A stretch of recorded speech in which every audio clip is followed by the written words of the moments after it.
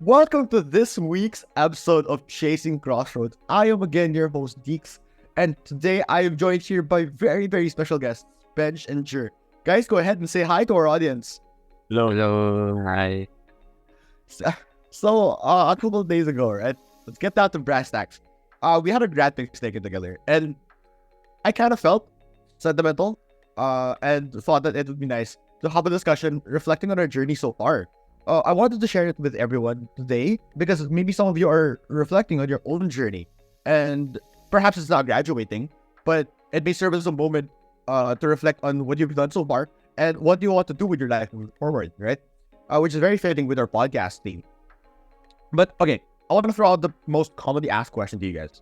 I'm really curious. What do you guys want to do when you finish college? Because honestly, if you ask me, my answer would probably be money. No, I want to work for a lot of money. And I think that's one of the major things I was thinking while I was looking at the options for what course I wanted to apply for in Ateneo. And that's why I'm in math. Because realistically, I know we have a really good chance here, right? But that's because money is directed to possibility of future financial security. And with that financial security, I really want to build a good family of my own. And maybe pass on my family generation or tradition to the future generation. Okay, so thank you for your honesty, Dix. I think all of us want money naman. I think that my desires are similar to yours. Like, siguro excelling in school, academically, and making money after I graduate, and having a close and healthy family. So ever since I was young, my parents have emphasized to me that grades are very important. My mom even tutored me back then in Chinese just so that I could master the lesson.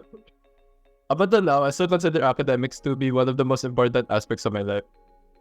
And aside from school, I want to also have an active and lively social life, with which having a lot of healthy relationships with friends and being able to balance both my academics and leisure time.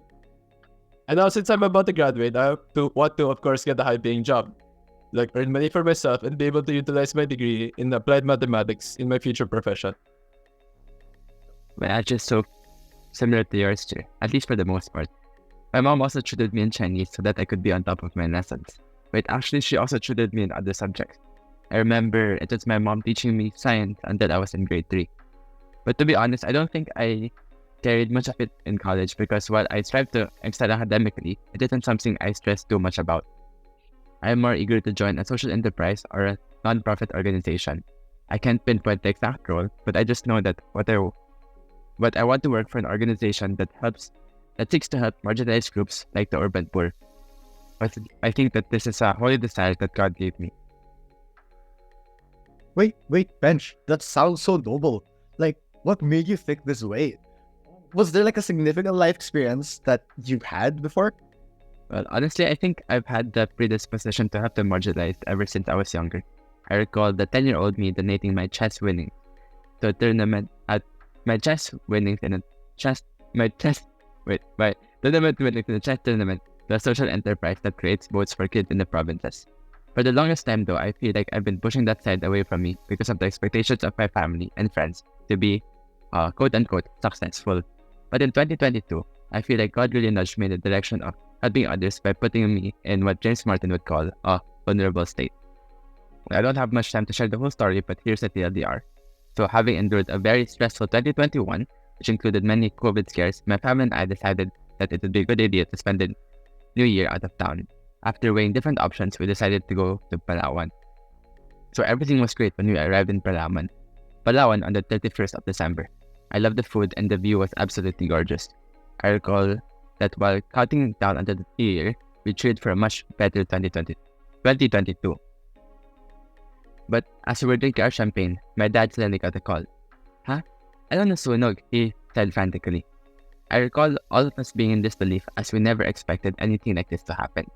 As the night went on, more and more confirmation were sent to us that it was indeed our house that burned down. So during that night, I could feel my heart slowly breaking.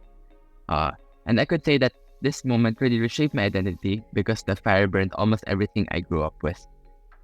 So it burned my room, my shoes, my clothes, and everything you could think of. So it was very tough for us because the 5 of us were forced to temporarily move into a studio unit that was only meant for 2 people. But things only started sinking in when we visited the house. Because while scavenging for objects, I realized that losing these objects were not only painful because I couldn't use them anymore, but also because of the identity I attached to them. I remember being extremely upset when I couldn't find the medals I accumulated over the years. And it was at that moment I realized that much of my identity was really attached to the material objects I owned, which I realized was just temporary. And so this moment reminded me that I'd feel much more fulfilled with my life if I devote my profession to one where I will be able to make an impact on the life of others, because I feel like my service to others will bring about a more meaningful and lasting fulfillment than any material possession or award could ever. It was a wake-up call and a realization that life's true treasure is not in what we own, but in the connections we make, the lives we touch, and the difference we can make in the world. Benj, I'm so sorry to hear about that, but I'm so proud that you're able to share a story like that. But let me interject and say that I think your journey is such a great example on a work that we recently read upon about Paul Ricoeur, or rather on Paul Ricoeur, and where she introduces a concept of refigurating a narrative with your personal life and your interpretation. Because for me, it feels like your life feels very dynamic and it's constantly evolving, right? Yeah, definitely. Like, I'm really amazed at how much my story aligns with Ricoeur's mimesis. Because now that I think about it, my predisposition towards helping others was probably influenced by my relatives who volunteered at nonprofit organizations as well. So, and I think that corresponds to the prefiguration stage, which introduces the concept of thematics of action. Moreover, like you mentioned, the tragedy that occurred prompted my prefiguration stage as it led me to revisiting my narrative identity. What do you think, Deekimcheng? Well, you know what? Like, now that you said it, I think that my initial desires dive deeper than just a surface value. Wherein I read up in a work of a Jesuit writer named Martin on looking at what we truly want, or what we desire, right? Holy desires, as he describes, are deep desires that help us know, quote unquote, who we are to become and what we are to do. Ultimately, I feel like the initial desire for money stems from the desire to cultivate an environment of love, compassion, and sacrifice within your family, which you wish to extend to your own family in the future. This includes showing empathy towards your members of the family, right? Even in the face of challenges or conflicts. And for me, that involves prioritizing the well-being and happiness of your loved ones above your own interests and ego. So, I want to extend to you a concept that I read from Martin's work, the Jesuit Guide. Specifically in chapter 3, he discusses the way we can identify our holy desires. And he dedicates a section on one part entitled Common Longings and Connections, where we can find the things we desire the most in the most common of places, events, or activities in our life, but surprisingly strikes such a powerful message or takeaway.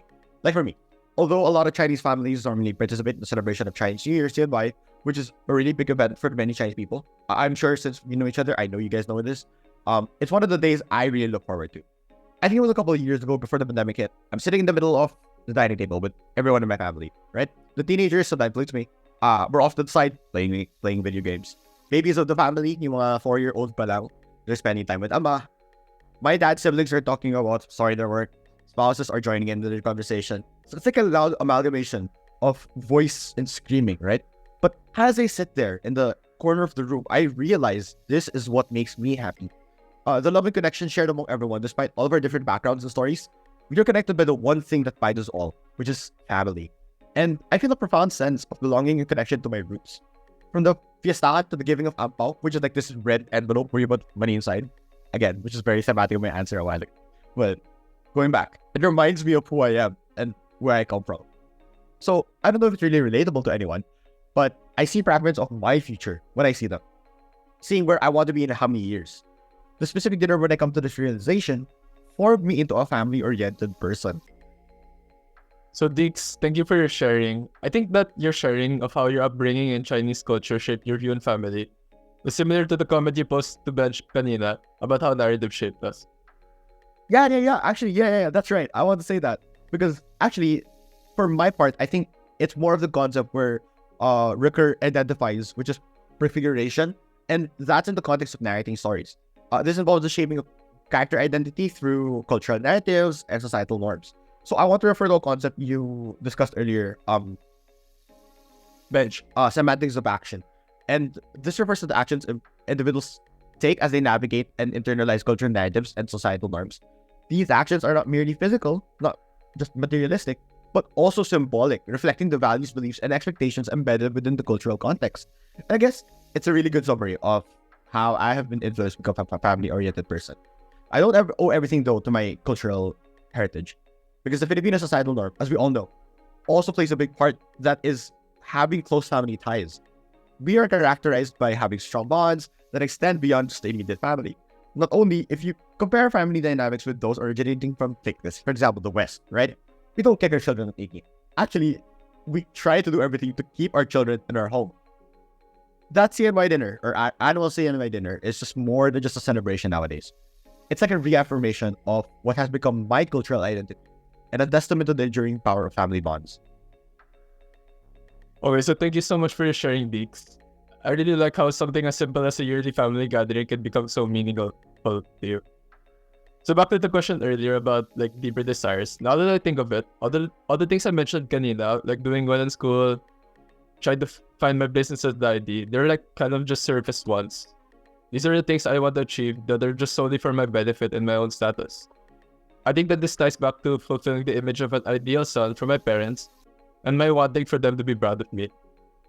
But however, at the back of my mind, I've always thought about something beyond simply doing well in school and work and like dealing with other people. I've always had a deeper desire to cultivate my own spirituality and relationship with something supernatural, which is basically God.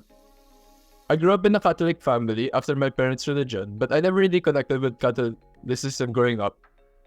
I have a deeper desire to try to cultivate my sense of spirituality rooted in Christianity. So in relation to this, now that I think of it, I think that a significant life moment that relates to my holy desire to connect with God was joining a Christian discipleship group, or D group. So fairly recently late last 2022, I started going to a Christian church called Christ Commission Fellowship, or CCF. During my first time attending service, I was immediately drawn in by this inspiration of gospel songs. So basically, at the start of the service, there are people on stage singing gospel, and everyone in the crowd, like mga thousands of people, were basically singing and all engaged. And during the gospel sharing after, I was immersed in the discussion of the gospel readings about Christ. It really connected with me. So after a few weeks, I was still excited to go to service every Sunday, and syempre, I wanted to get to know more people in CCF so that I can go to service with them and be able to talk about like, religious things. This desire to find a community in church is what led to my significant life moment of joining the T group of my friend. I finally had a sense of community and belonging in the church, as well as a place to talk about like deep questions I had, have like long conversations, and talk about like religious matters. So to cut the long story short, until now, I'm still active in my D group as we meet every Sunday and we do Bible readings and how we can apply these readings in our day-to-day life. It strikes me that my experience joining CCF and my own D group was God's way of communicating to me the desire to follow and know Him more. I experienced in CCF what Martin mentioned in the Jesuit Guide to Almost Everything as the urge to become more like Jesus, or more Christ-like, since that's the whole point of joining a discipleship group.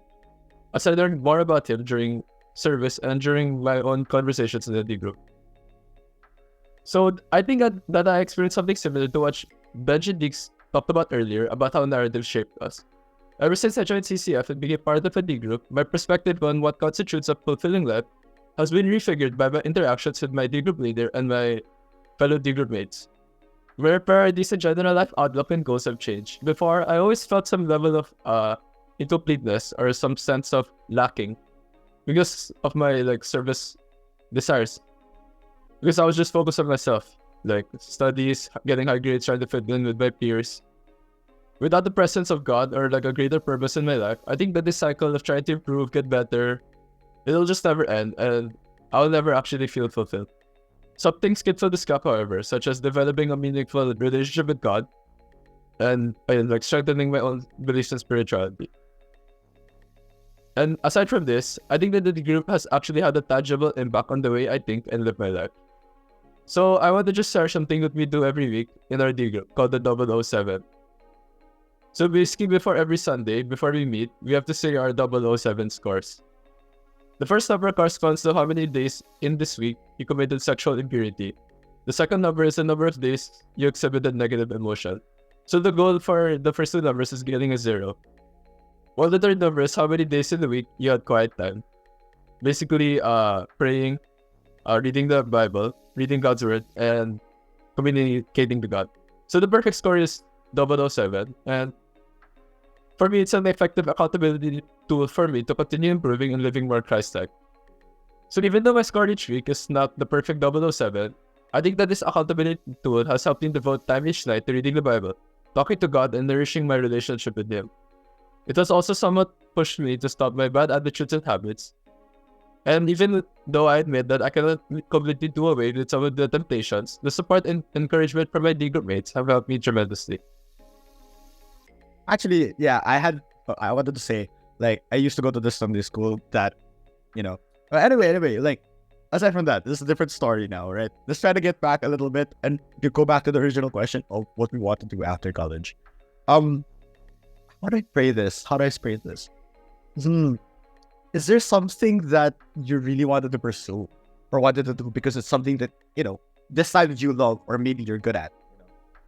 What I love and what I'm good at. I think that it's similar to both of you guys, since all of us are graduating math majors. We're graduating with a degree in applied mathematics. So I think ever since I was young, mathematics has always been my favorite subject.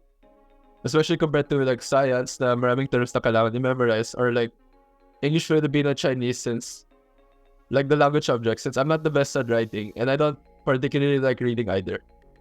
My parents also played a major role in my love and aptitude for mathematics. Since when I was just 5 years old, they enrolled me already in a mathematics tutorial center called NOP, or I-level. And throughout high school, they always supported me when I joined math competitions representing my school. So even now, I still think that mathematics is still something I really want and something that I'm good at.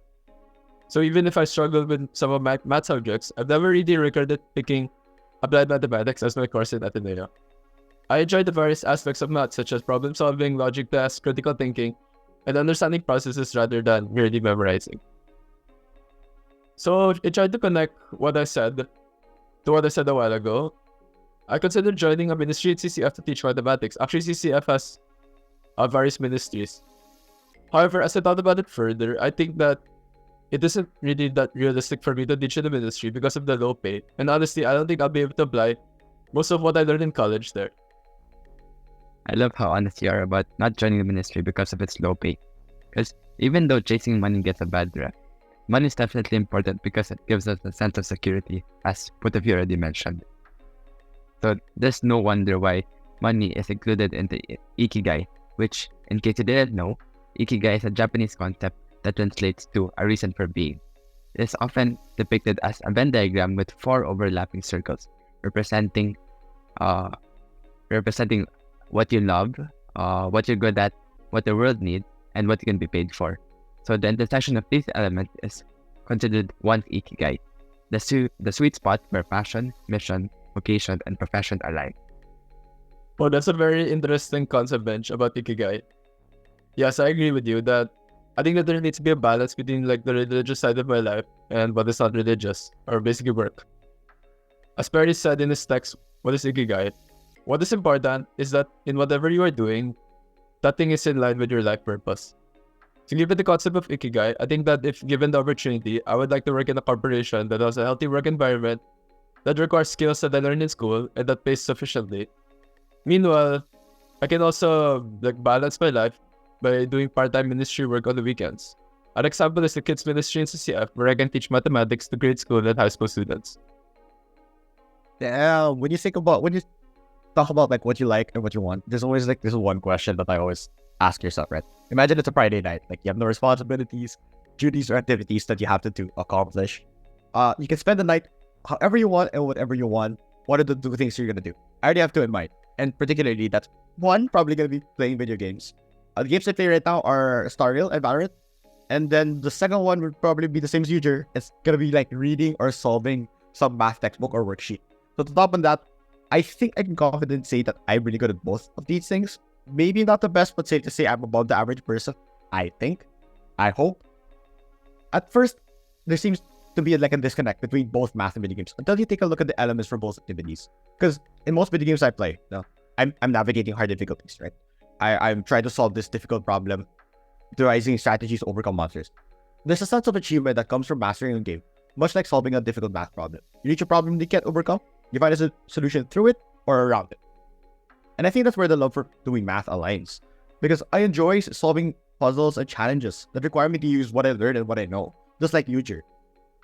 There's a lot of videos actually you can look up. One of them is called Veritasium. It's a very famous YouTube channel that explores various science and math concepts and tries to dumb it down a little bit. And that exemplifies this idea. If you take the games that I play right now, Valorant, and you try to transform it, it was actually like a transformation of a predecessor game called CSGO. And this process of learning and mastery of different games is very deeply satisfying to me. But, I always ask myself, how do I know that I love the things that I love? I want to refer to a question that from Perry, actually, from the work that you guys mentioned earlier. He raises in the section about finding what you love. He asks, do you have an emotional connection to your work results? Well, in my case, it's going to be school. And it's a similar question perhaps. I resonate with this question very much because I get a type of satisfaction that encourages me to do more whenever I do well in a math class or finish a difficult stage. And it's unlike any other activity that I do. And simultaneously, I get motivated to try harder for every failure. That it doesn't really happen with anything else. Oh, I didn't know that you two loved math this much. I mean, I've always known that math was your favorite subject, but your passion is definitely overflowing. It's inspiring to hear the two of you speak so highly of a subject that is so often looked down upon. Well, I probably don't love math as much as you guys. I mean, who solves math problems on their free time? But I agree with your sentiment that problem solving is an integral skill that everybody must have. And I'm hoping that someday that the privilege of doing math can be accessible to everyone regardless of background. Actually, now that I've thought about it, I'd love to be involved in math education. I mean, I've always enjoyed teaching math to my high school friends as well as my relatives, and I'd say that they were able to get promising results. But I say math education because I don't think I have the patience that teaching requires. I think my skill set is better suited at being in the background, developing strategies and creating computer programs that will make math more digestible and accessible to everyone. I think this position would allow me to help the marginalized, do what I love, and utilize my skill set. But I recognize that this is probably not the most lucrative of professions. I'd still take it to fulfill my other desires. You know what, Benj, though? I agree with you. I think it's also nice to be a background. You make the problems yourself. But thinking about it, we three are tied by math one way or another because we're in the course. Obviously, we're going to be tied. But it's so interesting how we go about our lives so differently. Because, okay, I'll try to tie it back here, right? Let's try it all to tie it back. And one of the ways I think I can achieve what I want is to do what I love. And that's for me. It might sound a bit cheesy, but wait, hear me out, right? Math isn't just about the numbers and equations. It's a powerful tool that opens doors to countless opportunities in various industries. We know this, guys, right? Whether it's finance, technology, or even gaming, there's this incredible demand for people who can understand and manipulate data. And that's where I come in. I want to use this to carve out a career for myself, to earn a living doing something I'm not only good at, but I genuinely enjoy. And because let's face it, when you love what you do, it doesn't really feel like work anymore, right? And as I continue to grow in that field, I envision myself climbing the ranks and, maybe even start my own business if I'm lucky. Ultimately, my goal isn't just about financial success. It's about creating a stable and fulfilling life where I can provide for my loved ones and give them the opportunities they deserve. And math, well, that's just the first step in making that dream a reality. Thank you so much, Dix, for sharing this. But I just want to remind everyone that life, as our prof said, is non-linear. That is, there can be many happenings that may shake your world. Life has a way of throwing unexpected twists and turns our way, challenging us to adapt and adjust our plans accordingly. In the face of life's uncertainties, flexibility becomes a valuable asset. Being open to change allows us to navigate uncharted territory with grace and adaptability. It means being willing to let go of rigid expectations and embrace new possibilities that may lead us in unexpected directions. In my case naman, to be honest, I don't have everything mapped out just yet. Like where I want to work in the future or how I plan to advance my career. I really agree with you, Bench, that life is really just uncertain, and that the only certain thing in life is change. No matter who I am with or what situation I end up in, I always have to keep in mind that I should do things that I love, whether it be in the field of mathematics, finance, data science, coding, or some other new passion I learned along the way. And I should always keep in mind what Perry said about how you are not your work. I should pay attention to my family, my religious journey, and my spirituality. Oh, wait, hold on. Taking a look at the time, I think that's all the time we have. I think we spent a very long time.